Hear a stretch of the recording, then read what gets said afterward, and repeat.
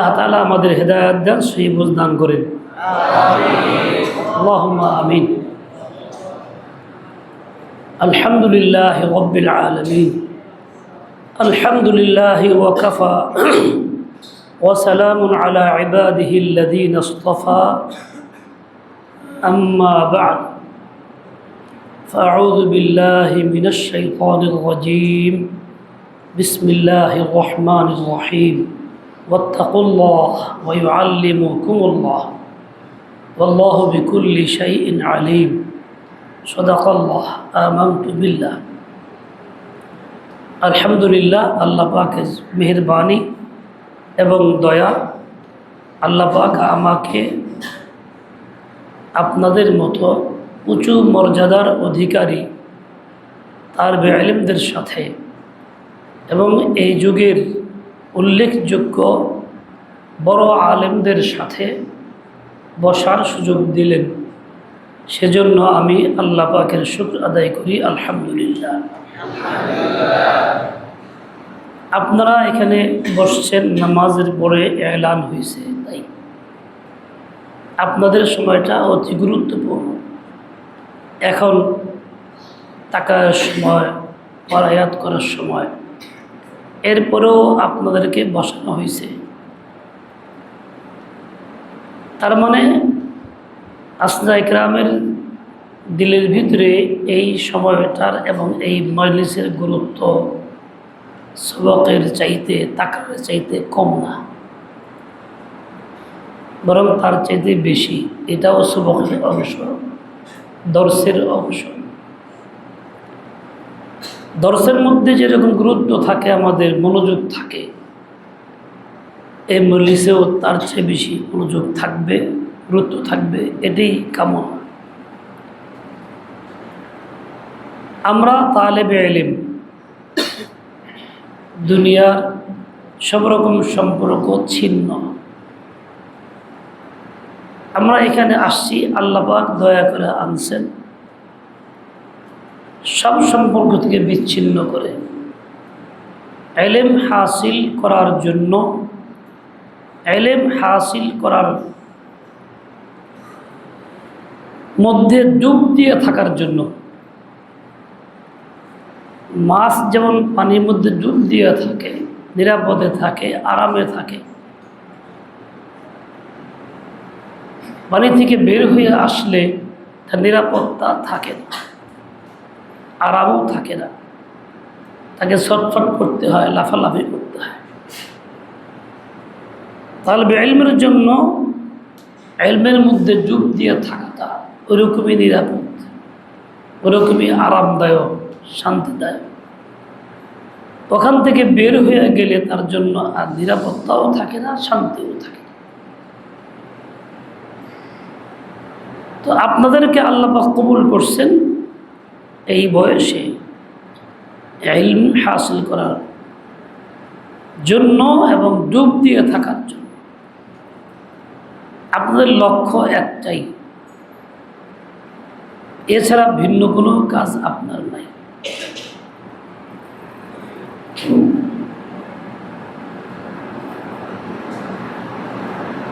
যে যাই কিছু বলবে, পরিবেশ আপনাকে যেদিকেই ডাকবে, যত চমৎকার চাকচিক্য আপনার সামনে দেখাবে, আমি বলবেন না, আমি এক কাজে আছি, ওইটাই আমার কাজ, এর বাইরে কোনো কাজ আমার নাই।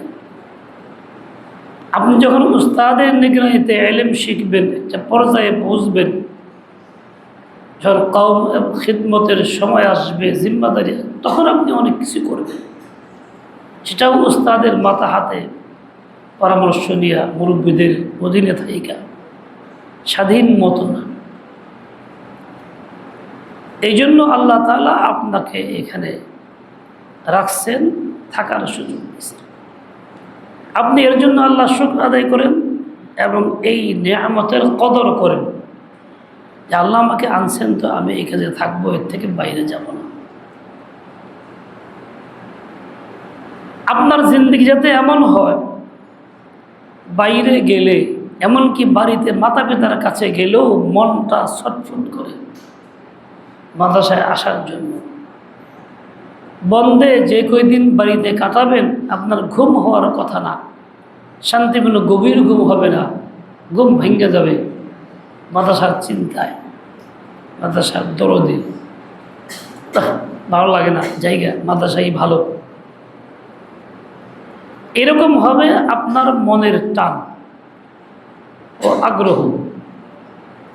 যখন এই পরিস্থিতির সৃষ্টি হবে বুঝবেন যে কিছুটা হইলেও আপনার ভিতরে এই ইলমের গন্ধ আসতেছে, আপনি ইলম হাসিল করতে পারবেন। আল্লাহ আপনাকে তৌফিক দান করেন, কবুল করেন। আমি একজন আপনা তালেবে ইলম, বড় কোনো আলেম না। আমি এখনও ইলম শিখি মুরব্বিদের থেকে, তাদের সোহবত থেকে শেখার চেষ্টা করি, পারি না। আমিও দোয়া চাই যাতে আল্লাহ পাক আমাকেও এভাবে আজীবন তালেবে ইলম অবস্থায় রাখেন। আমরা শুধু তালেবে ইলম না, তালিবুল ইলমি ওয়াল আমল, ওটি ভুলে গেলে চলবে না। একসঙ্গে দুইটা কাজ আমাদের, ইলম হাসিল করি ও আমল হাসিল করি। ইলম আমল দুটাই শিখব। আমাদের মুরব্বীদের আমলের কথা তো বলতে পারি না, দেখি নাই যেহেতু। আমাদের আমলে যতটুকু দেখছি, আসজায়ে কেরাম কোন কাজটা কেমনে করতেন, ছাত্ররা পিছিয়ে লেগে থাকত। হযরত সালাউদ্দিন সাহেব রহমতুল্লাহ আলাইহি কেমনে নামাজে বসতেন, রুকুটা কেমনে করতেন, সাজদা কেমনে, দোয়া হাত কেমনে উঠাইতেন, 2-4-5 জন পিছিয়ে লাগা থাকতো। আমি তো আলহামদুলিল্লাহ অনেক দিন লেগে থাকছি, দেখছি, জিজ্ঞাসা করে দেখছি কেমনে কি করেন। তার মানে দরসে উস্তাদের কাছে পড়া তো শিখতেছি, আবার আমলের দ্বারা দেখে দেখে আমলও শিখতেছি। এটা ছিল তালেবে ইলমের কাজ, দুইটা সমন্বয় করা। বর্তমান সময়ে আমরা একটু উদাসীন হয়ে গেছি, ইলম শিখার ক্ষেত্রেও, দর্সের ক্ষেত্রেও, আমলের ক্ষেত্রে আরও বেশি। যে যেরকম মনে চায় সেরকম চলতেছি, করতেছি। তাই তো সকল কাজে আমাদের সুন্নত নাই, সুন্নতের আমল নেই, এবং মাসনুন দোয়াগুলো আমাদের জিন্দেগিতে নাই। এটা তালেবে ইলমে থাকার কথা। আমি হেদায়েতুন নূর পড়ি, ছোট মানুষ, একবারে ছোট, কম বয়সে। তখন তো অত দোয়া কালাম শেখার সুযোগ ছিল না, বক্তব্যে কিছু অল্প কিছু দোয়া শেখা হয়তো। আর আমি এই আবাসিক বক্তব্যে স্বাভাবিক পড়ি নাই, যে জন্য আমি অত শিখি নেই। বাড়িতে গেছি, তখন তো আর সব জায়গায় ব্যাপক মেশিন ছিল না ধান ভাঙনের, ঢেকি দিয়ে ধান ভাঙাইতে হইতো, ঢেকি পড়াইতেছি, ঘেমে চলে গেছি। তো পাশের বাড়ি আমার এক খালা ছিলেন, মুরব্বী মানুষ, এমনি চোখ লেখাপড়া খুব জানে না কিছু, কিন্তু আমলদার, মনটা খুব ভালো। তা আমরা ওরা একটু পাগলা পাগলা কইতাম, পাগলা খালা, মানে একটু কাজ করতো, একটু পাগলা পাগলা ভাব। আমার জিজ্ঞাসা করে, এই তুই মাদ্রাসায় পড়ো, গোশত খাওয়ার দোয়া জানো? গোশত খাওয়ার দোয়াটা কম। আমি তখন গোশত খাওয়ার দোয়া জানি না। আপনারা জানেন গোশত খাওয়ার দোয়া? মেশকাত দাওরা পড়ছেন, অনেকেই পড়তেছেন, অনেক ফারেক হয়ে গেছেন, জানেন? অনেকে জানেন না। জীবনভর গোশত আলহামদুলিল্লাহ কম খান না, মাদ্রাসায় তো মাঝে মধ্যেই খাওয়া হয় মনে হয়, তাই না? কিন্তু দোয়াটা আমল করা হয় না, কারণ এরকম আমার সাথে শেখানোও হয় নাই আমাদেরকে। আর আমরা তো বাচ্চা মানুষ, পামো কই। আমি কইছি জানি না।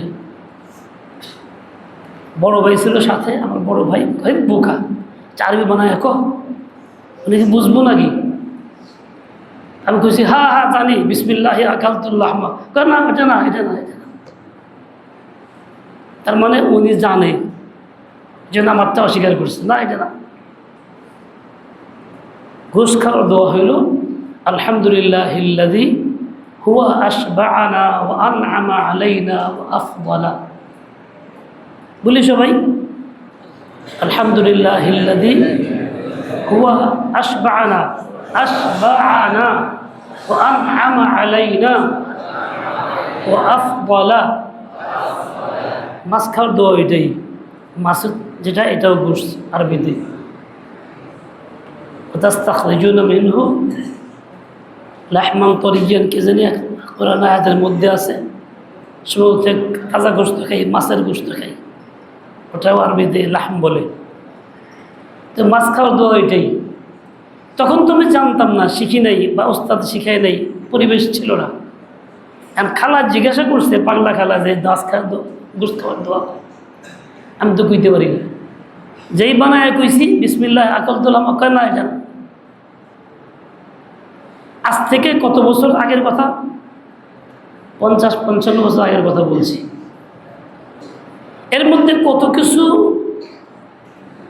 আধুনিক হইল, শিক্ষার সরঞ্জাম সহ সব রকম পদ্ধতি বাড়ল।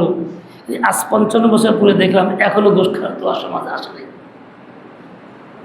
তালেবেলদের মধ্যেও আসে নাই, আমাদের জিন্দিগিতে আসে নাই।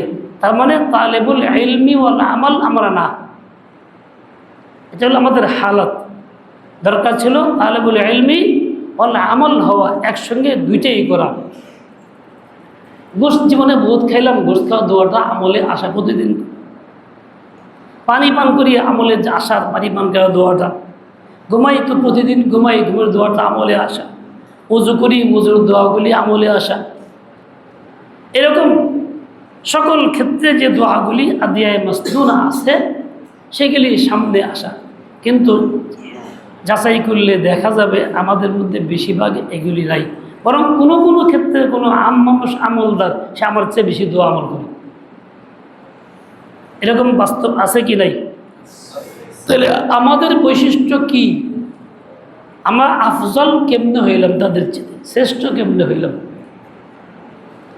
আমরা তো তাদের চেয়ে শ্রেষ্ঠ, এই কথা আমাদের দাবি না, বড়দের কথা এবং সকল মুসলমানের কথা, আম মানুষের কথা।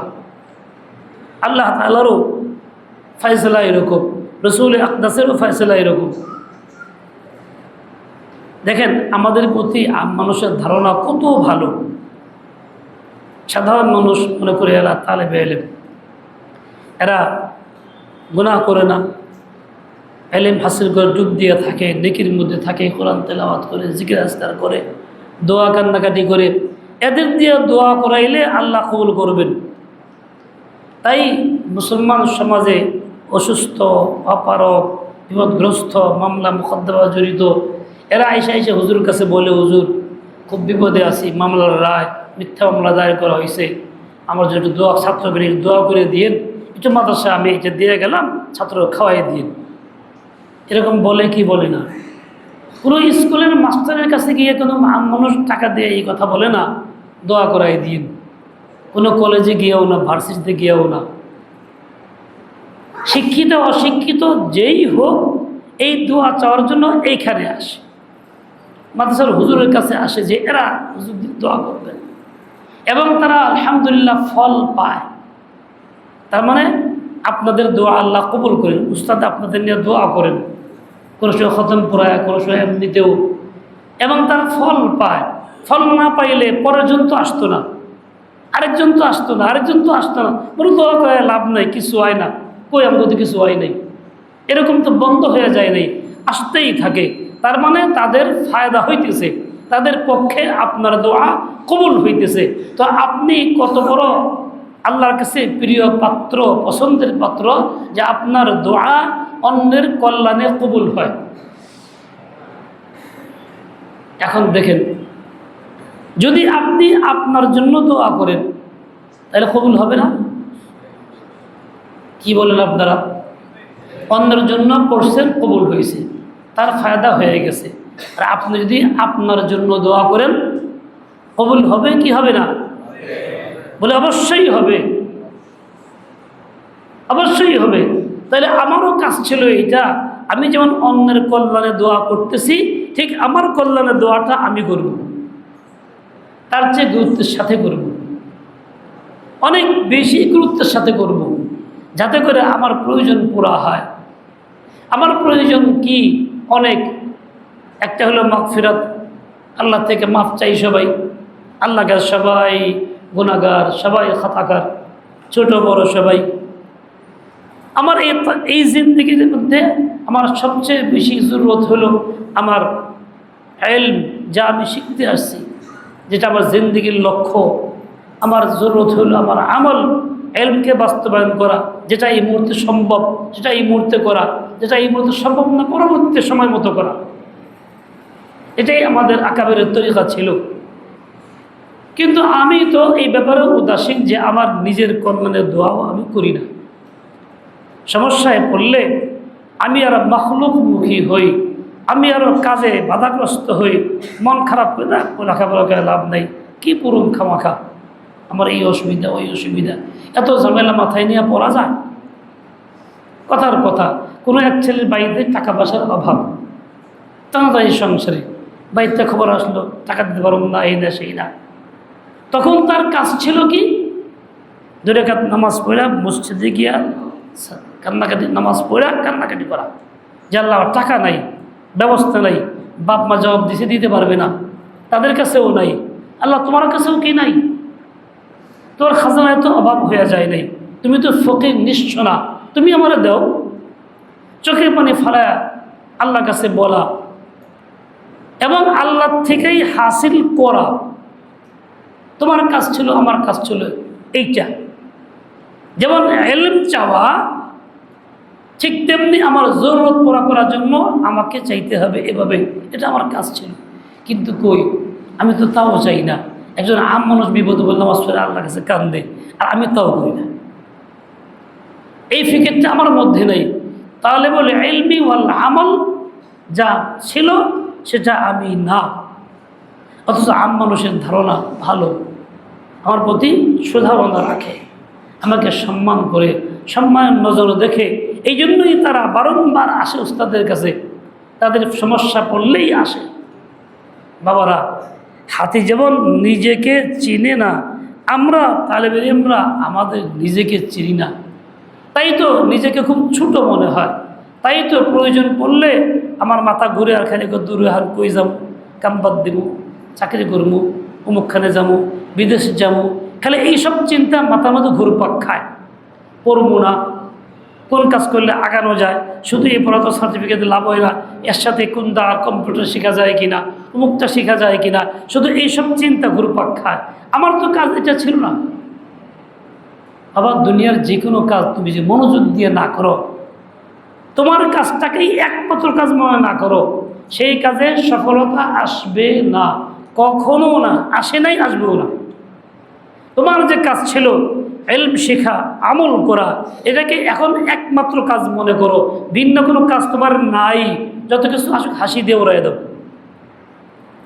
এবং তুমি এইটার উপর বহাল থাকো। দেখবা তুমি আলেম হইছো, দেখবা তুমি আল্লাহর কাছে মকবুল হইছো, দেখবা মাখলুকের নজরে সম্মানিত হইছো, দেখবা দোয়া কবুল হইছে, দেখবা প্রয়োজন পুরা হইছে। এখন আর ওই বাইরে চিন্তাও করা লাগবে না, পরাবাদ দিয়ে বিদেশে চিন্তাও করা লাগবে না, মাঝপথে আঘাত খাইতে হবে না। কিন্তু আফসোস যে আমি ভুলে গেছি। করে এক ছাত্র ভাই লালবাগ মাদ্রাসায় পড়তো, আমি ভর্তি করছিলাম। এই ছেলেটা একেবারে কুওয়াত হাফেজা কম, বুঝও কম, কম বুঝে, মুখস্থ করতে পারে না, পড়া মনে থাকে না কিছুই, কিন্তু খুব মেহনত করে, দিন রাত পড়ে। আমি সাক্ষী তাকে দেখছি, 12টা 1টা 2টা সব ঘুমাইছে, পড়তেছে, কিন্তু সবাই গেলে পারে না, কথা কইতে পারে, শোনাইতে পারে না, উস্তাদের বকা খাইতে হয়, শাসন তার উপরে খুব চলে।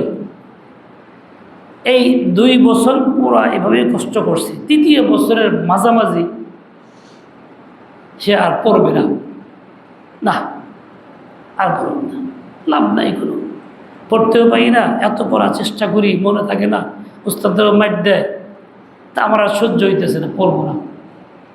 ও কোনো কারো পরামর্শ ছাড়া নিজের চিন্তা চেতনাকে খাটাইয়া এর অধীনে সব কিছু বাইন্দা বুন্দা থইয়া আমার কাছে আইছে। আমি তখন যা লাইন পড়ি, তোকে ভাই আপনি আমাকে এলাকার বড় ভাই, আপনি ভর্তি করছেন, আপনার কাছে কইতে আইলাম, আমি আর পড়ব না, বাজ্যামুখা। আল্লাহর মেহরবানি সে যে কইতে আসছে এটাও তার জন্য ভালো হয়েছে। আমি কিল্লিকে পড়বো না, এর জবাব সে দেয় না, চুপ। ব্যাপারটা কি? একটু করে খুব কান্না শুরু করছে, চোখে পানি ফেলতেছে। ভাবলাম হয়তো কোনো গোপন কোনো বিষয় থাকতে পারে, ওরা আলাদা নিয়ে চলে গেলাম ছাদের উপরে বসতে। তো কম আসল ঘটনাটা কি? এমন কান্না যে ভাই এত পোড়াপড়ি কিন্তু মার খাই, হুজুরে গালি দেয়, রাত একটা নাই দুইটা নাই পড়তে থাকি, আর ছাত্ররা দুষ্টামি করে পড়ে না, ওরা পারে, কাজেই আমি আর পড়ব না।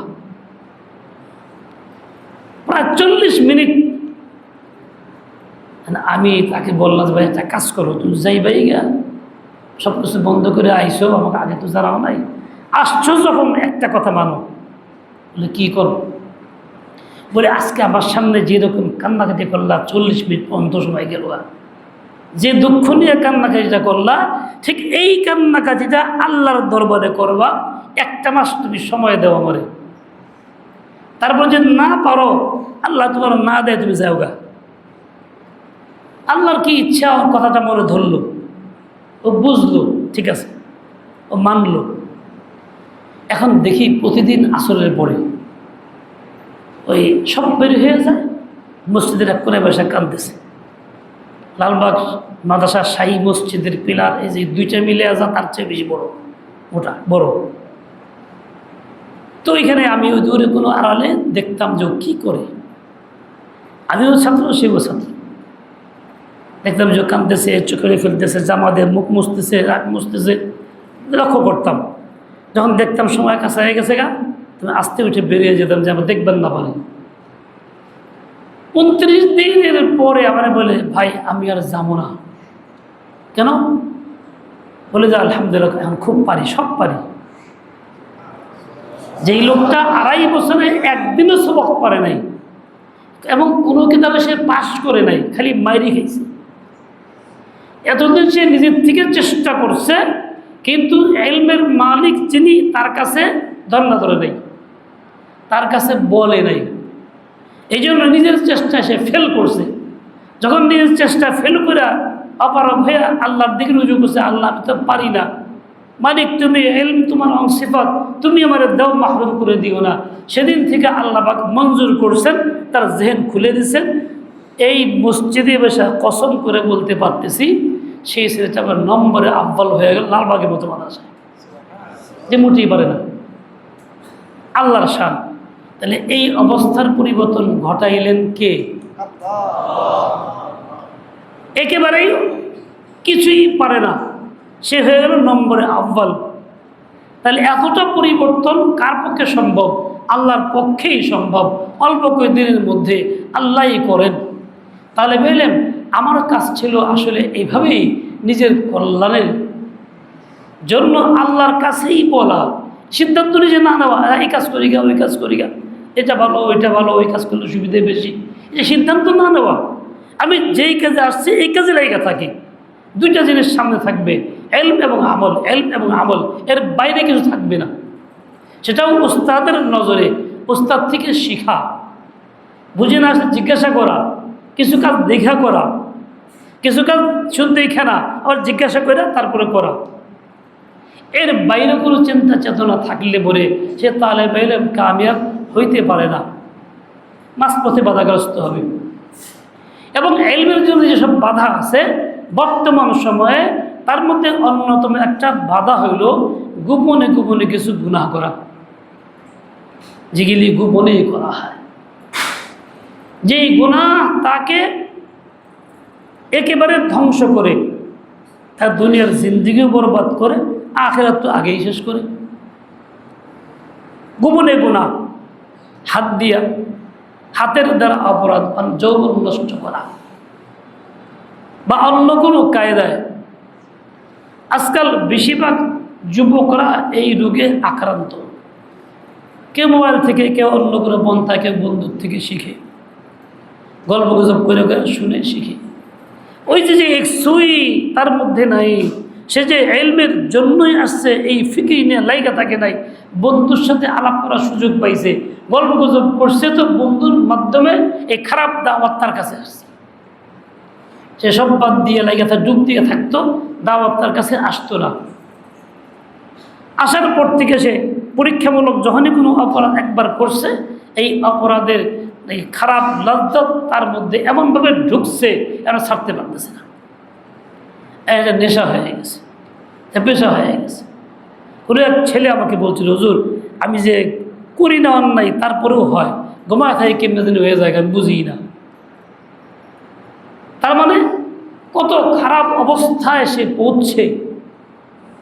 কোনো এক ছেলে আমাকে ফোন দিছে, বলতেছে হুজুর আমার অবস্থা এতটা খারাপ, মাদ্রাসায় পড়তাম, পড়াও বাদ দিয়ে দিছি, এক বইয়ের দোকানে চাকরি করি, শরীরে কিছু নেই, হালকা পাতলা হয়ে গেছি, আমার অঙ্গটা এত চিকন, এই যে আঙ্গুল ছোটো আঙ্গুলের মতো চিকন হয়ে গেছে গা অন্যায় করতে করতে, এরপরেও আমি ছাড়তে পারতেছি না।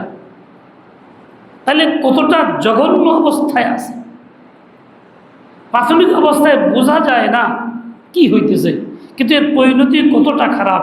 দিমাগ খতম হয়ে যায়, পাগল হয়ে যায়, পেশাব পায়খানা নিয়ন্ত্রণ থাকে না, কোনো কিছু মনে থাকে না, অথর্ব হয়ে থাকতে হয়, শরীরের বিভিন্ন অঙ্গ নষ্ট হয়ে যায়, কুওয়াত হাফেজা খতম একদম হয়ে যায়, ধৈর্যও থাকে না, মেজাজ খুব কড়কড়া হয়ে যায়, কোনো কিছু ভালো লাগে না, ভালো কথাও ভালো লাগে না, উস্তাদের কথা দূরের কথা, বাপমার কথাও ভালো লাগে না। এটা কিসের কারণে? ওই গোপনে একটা গুনাহ চলে, সেই গুনাহটার কারণে এইভাবেই তালেবে ইলমরা জিন্দগি বরবাদ করতেছে, খবর থাকতেছে না। যখন একবারে বাদ হয়ে যায় তখন তার খবর হয়, তখন খবরের তো লাভ হয় না। তো ইলমের জন্য বড় একটা বাধা এটা। তুমি যদি সত্যিকারে তালেবে ইলম হয়ে থাকো, ইলম হাসিল করতে চাও, আর ওই মর্যাদা হাসিল করতে চাও যা বর্ণিত আছে, তাহলে তোমাকে এই গোপন গুনাহ থেকে শতভাগ বাঁচতে হবে, বাঁচার চেষ্টা করতে হবে। কিন্তু এই বাঁচাটা এমনিতেই হয়ে যাবে না, শুধু মনের কল্পনার দ্বারা না, ইচ্ছা করলেই না, তোমাকে প্রতিজ্ঞাবদ্ধ হইতে হবে এমনভাবে যে আমি গুনাহ ছাড়তে গিয়ে যদি মারাও যাই, মরে যাওয়া কবুল করব, গুনাহ করব না। দেখো এটা নফসের ধোকায় এমন একটা গুনাহ যে তুমি ইচ্ছা করলেই পারতেছো না। আমা উবাররিউ নফসি ইন্নান নফসা লাআম্মারাতুন বিসু ইল্লা মা রাহিমা রাব্বি। মা ওয়াক্তের জন্য জরফ, ইল্লা ওয়াক্ত রাহমাতি রাব্বি। আমার রবের রহমত যদি আমাকে শামিল হাল করে, তাহলে আমি এই অপরাধ থেকে বাঁচতে পারবো। তোমার কর্তব্য হলো চোখের পানি ফেলা, আল্লাহর কাছে বলতে থাকা, দোয়া করতে থাকা, বুক ফাটায় কান্নাকাটি করো, মেজ ভিজিয়ে ফেলাও, শ্রদ্ধার জায়গায় ভিজিয়ে ফেলাও যে হায় আল্লাহ আমি কত বড় অপরাধী, জীবন যৌবন নষ্ট করতেছি, দুনিয়ার সবাই ভালো দেখে, আমার কাছে আমাকে ভালো নজরে দেখে, কিন্তু আমি যে খারাপ তুমি ছাড়া তো কেউ জানো না। আয় আল্লাহ পথতেও আছে নফসের সাথে, দয়া করে আমাকে তুমি মাফ করো, এই পথ থেকে উদ্ধার করো। বাচ্চা যেমন আগুনে পড়তে চাইলে বাপ মা তাকে পড়তে দেয় না, যে করেই হোক তাকে আটকায় রাখে, প্রয়োজনে তারা কোলে নিয়ে সইরা অন্য জায়গায় চলে যায়। আল্লাহ আমি তো এরকমই অবুঝ শিশুর নিয়ে অপরাধে লিপ্ত হয়ে গেছি, ধ্বংসটা বুঝতেছি না, আমাকে তুমি রহমতের কুলে তুলে দাও, দয়া করে ওঠায় দাও।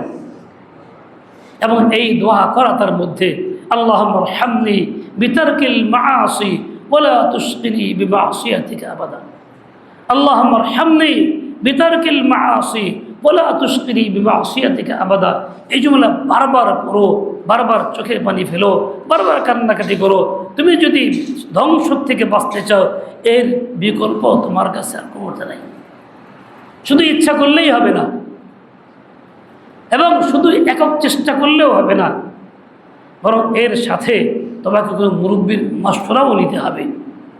যে মুরব্বী তোমার কাছে পছন্দ, যে কোনো শেখ হইতে পারে, তার থেকে গোপনে মাশওয়ারাও নিয়ে নাও, তাহলে তোমার বাঁচা সম্ভব, তুমি বাঁচতে পারবা। আর না হলে দেখো তোমার এই মাকসাদ হাসিল হবে না, তাহলে বলে ইলম ওয়াল আমাল থাকবে না।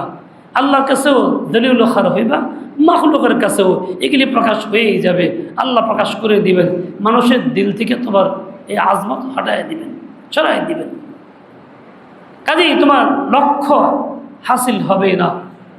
বাবারা, আল্লাহ পাক তোমাদেরকে আনছেন সবচেয়ে উত্তম পরিবেশে, যুগের শ্রেষ্ঠ ওলামায়ে কেরামের সোহবতে তোমরা এর কদর করো, এর বাইরে অন্য কোনো চিন্তা করতে যাও না, সিদ্ধান্তও নিতেও যাও না, মাথার মধ্যে কোনো চিন্তা ঘুরপাক না খায়। একটাই কাজ, তোমার কাজ কি? আমার কাজ ইলম আমল, ইলম আমল, বাস।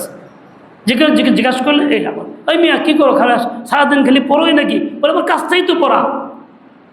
আমি সরাসরি শুনছি হযরত মাওলানা আবাউল হক সাহেব রহমতুল্লাহি আলাইহির মুখে বয়ানে, খুব কাছে থাইকা হযরত বলতেছিলেন, ইমাম গাজালি রহমতুল্লাহির কথা। ইমাম গাজালি পড়তেছিলেন, তালেবে ইলম কিতাব পড়তেছেন, খুব মনোযোগ দিয়ে, এক ধ্যান এক খেয়াল, কে আসলো কে গেল কোনো চিন্তা নাই। গায়ে কাপড়গুলি ছিল ছিঁড়া ফাটা পুরাতন। হযরতে খিজির আলাইহিস সালাম আসছেন, সালাম দিয়েছেন, কাছে বসছেন, খবর নেই। বলছেন, আরে আমি তো খিজির, মনে সময় তালাশ করে, হুজুর আসসালামু আলাইকুম, কেমন আছেন? এই কথা বলে আবার বলতেছে, আরে মিয়া, মানুষ আমার কাছে দোয়া চায়, দোয়া করেন, তোর কাপড় এত পুরাতন কে, ফাটা ফোটা কে? আমার এর চেয়ে বেশি আর সামর্থ্য নেই, তোমার একটা ফোন শিখাই দিই স্বর্ণ বানানের, স্বর্ণ বানাইয়া বাজারে বিক্রি করে জরুরত পুরা করবো। আচ্ছা হুজুর দেন। গাছের কয়েকটা পাতা, কয়েকটা আইনে একত্র করে ওনাকে দেখাইছে, পূর্বা স্বর্ণ হয়ে যাবো। তো উনি পুরা দেখাই দিছে, হ্যাঁ জি হুজুর দোয়া চাই। চলে গেছে, উনি আবার পড়তেছে। আবার 1 বছর পার হয়ে গেছে, ওনার ওই পোশাক ছিটতে ছিটতে আরও ছিটছে। ওই এলাকা বলে মশগুল, অন্য কোনো ধ্যান নাই। তো এবার আইসা আগের মতোই, ও মিয়া তোমাদের স্বর্ণ বানা শিখিয়ে দিয়ে গেলাম।